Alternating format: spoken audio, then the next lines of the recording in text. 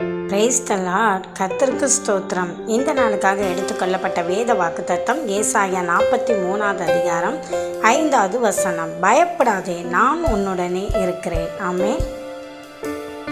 இதை பார்த்து கொண்டிருக்கிற பிரியமான சகோதர சகோதரிகளே, கர்த்தருடைய வாக்குத்தத்தம் சொல்கிறது அவர் உங்களோடு கூட இருக்கிறார். அப்புறம் ஏன் நீங்கள் எதை குறித்து பயப்படணும்?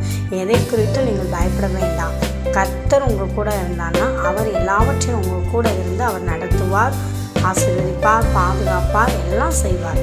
ஆகவே நீங்கள் சோர்ந்து போகாதீங்க. கர்த்தர் உங்கள் கூட தான் இருக்கிறார். ஆமென்.